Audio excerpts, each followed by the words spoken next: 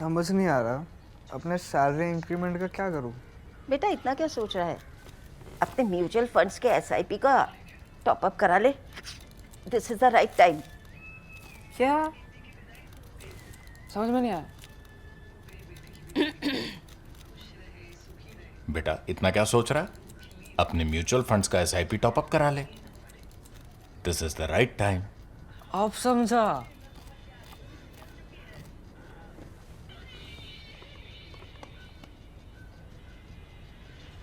Mutual fund investments are subject to market risks.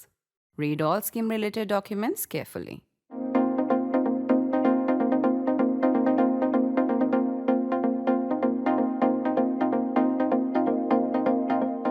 It was just 2 weeks back that national interest underlined how the BJP under Narendra Modi and Amit Shah was moving India towards a single party system despite being way short of a Lok Sabha majority. They got 240 last time, well below the cutoff mark of 272.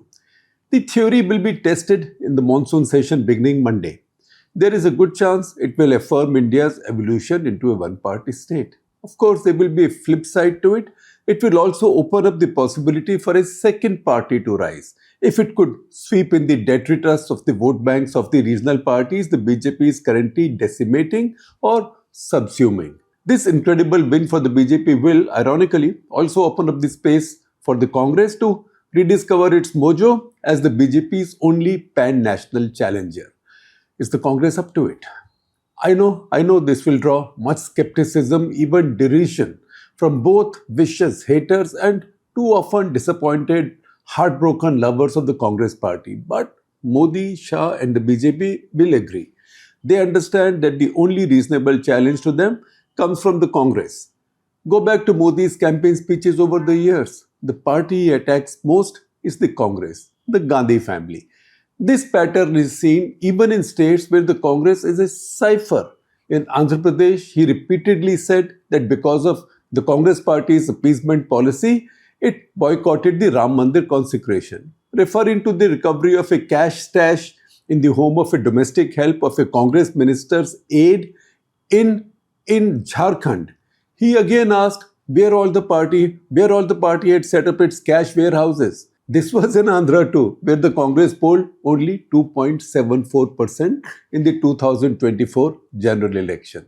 Again, in the same campaign in Odisha, also a blank zone for the Congress, he asked if the Congress Shahzada, Prince, namely Rahul Gandhi, was reading from the same script as 2014.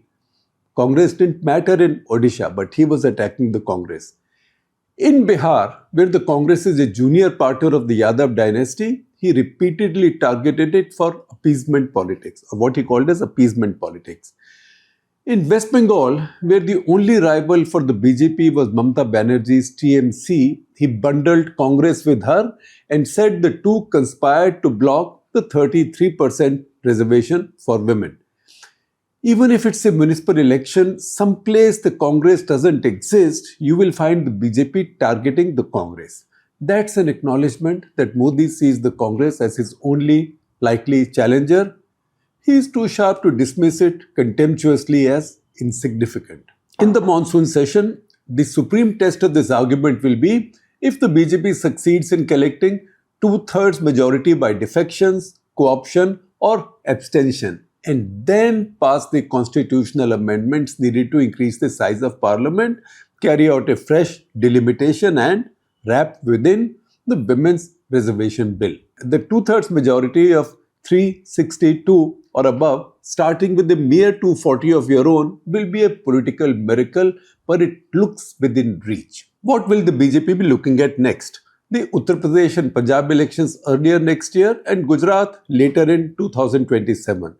The following year will be Karnataka, Madhya Pradesh, Rajasthan and Chhattisgarh. I am only listing states with more than 10 Lok Sabha MPs, the major states. In most of these states, the Congress will be its main challenger, not in Punjab and UP, because in Punjab, at least as of now, BJP is not that strong, nor is the Congress in UP. You would therefore expect the BJP's anti-Congress rhetoric to rise. But the BJP is looking at 2029 and beyond, and who does it see as its likely rival? All regional and caste-based parties that reduced it to 240, except Akhilesh Yadav Samajwadi Party, are mostly finished. The BJP has destroyed them either through splits, defections, or multiple editions of Operation Lotus. No regional party has survived defeat at the BJP's hands, which means no regional party has recovered after being defeated by the BJP. The DMK may live on and retain its ideology, but then BJP is no force in Tamil Nadu. In Andhra, Chandrababu Naidu's Telugu Desam Party, TDP, has struck an ironclad alliance with the BJP.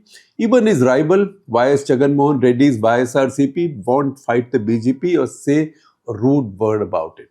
With so many of the India Alliance partners dead, dismembered, or gasping, the Congress has both the challenge and the luxury to look at the future afresh. Can it take a brave new leap as the solitary or almost solitary challenger to the BJP? See it this way, the Congress has a committed vote of 21%.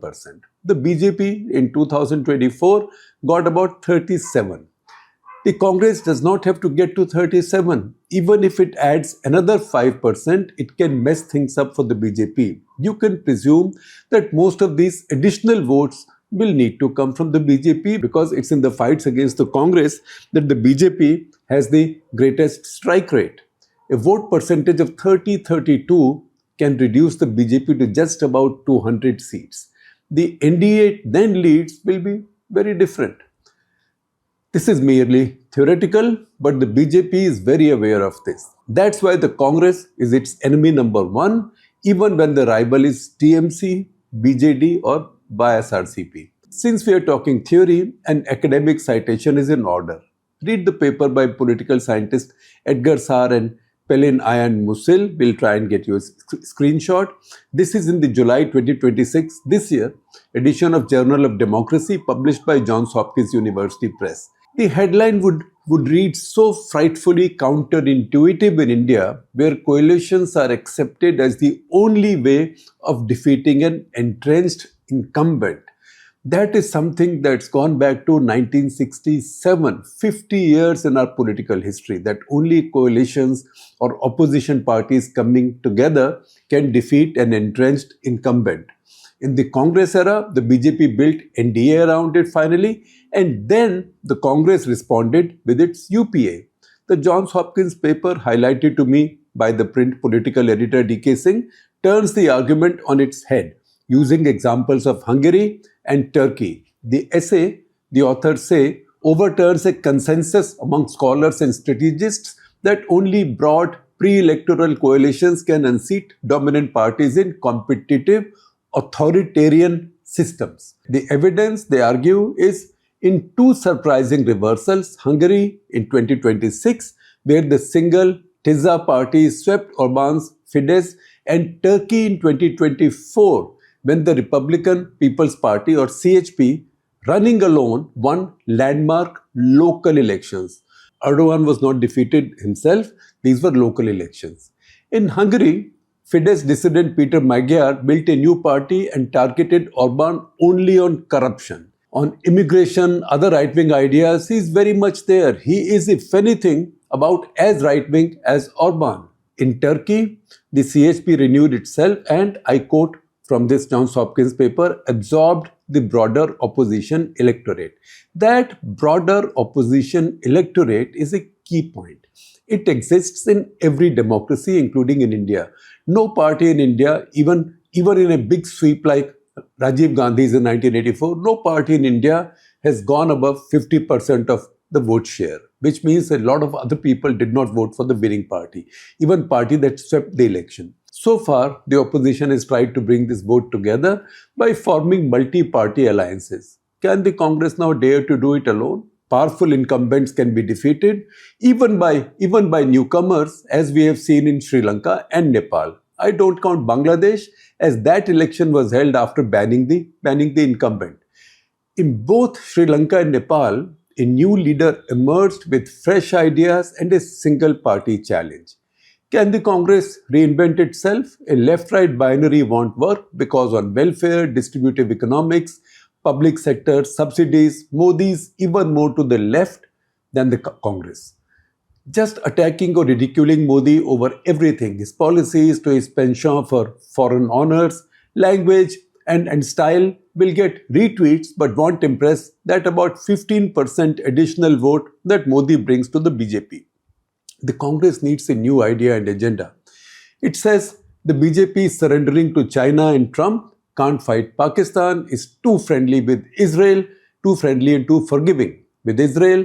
But how will the Congress handle each? What is the Congress's foreign, strategic and economic policy for this changed new world? It says Modi's growth figures are fake. So how will the Congress party take India to 8% growth? Why can't Congress party think of setting up a shadow cabinet and then holding forth with its own policy on every key issue? The greatest ironies come packaged in the harshest realities, just as opportunities lurk under the debris of the grandest disaster. The mass destruction of the regional parties is one. This new single-party system can open up to a two-party contest, just that the challenger has to have the guts, ambition, and a new idea to fight the entrenched incumbent all by itself.